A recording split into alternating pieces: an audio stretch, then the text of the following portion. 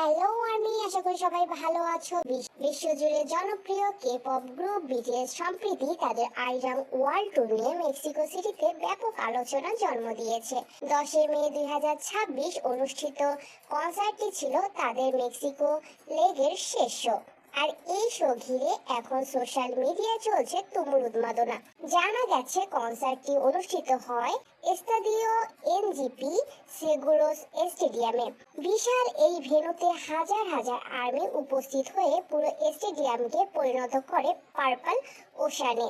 কনসার্টে বিটিএস তাদের জনপ্রিয় গান মাইক ড্রপ, আইডল, বাটার এবং ডায়নামাইট পরিবেশন করে।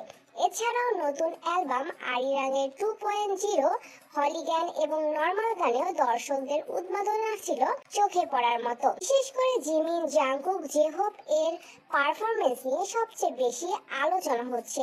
ফ্যানদের মতে 10 মের শোতে সদস্যদের এনার্জি ছিল একেবারে অন্য লেভেলের। তবে কনসার্টের সবচেয়ে ভাইরাল বিষয় হয়ে দাঁড়িয়েছে বিটিএস সদস্যদের মেক্সিকান রেসলিং বা লুসা লিব্রে অভিজ্ঞতা। কনসার্টের আগের দিন জিন, সুগা, জিমিন এবং জাংকুক মেক্সিকোর জনপ্রিয় রেসলিং ম্যাচ দেখতে যান।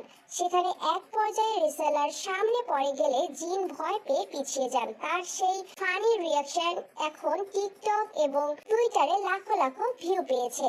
অনেক ফ্যানরা মজা করে লিখে, প্রোটেক্ট জিন অ্যাট কস্ট, জিনকে যে কোনো মূল্যে রক্ষা করতে হবে।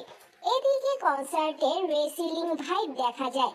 কয়েকজন ব্যাকআপ ডান্সার লুসার মাস্ক পরে স্টেজে ওঠে, যা দেখে ফ্যানরা রেসলিং বিটিএস নামে ট্রেন্ড শুরু করে। কনসার্ট চলাকালে সদস্যরা স্প্যানিশ ভাষাতেও ভক্তদের সঙ্গে কথা বলে, মেক্সিকো মুসো পিকালুতে বলে দর্শকদের উচ্ছ্বাস আরো বাড়িয়ে দেন তারা।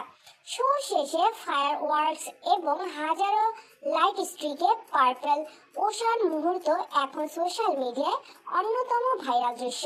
অনেক আর্মি এই কনসার্টকে বিটিএস এর বেস্ট ল্যাটিন আমেরিকা কনসার্ট বলে উল্লেখ করেছে।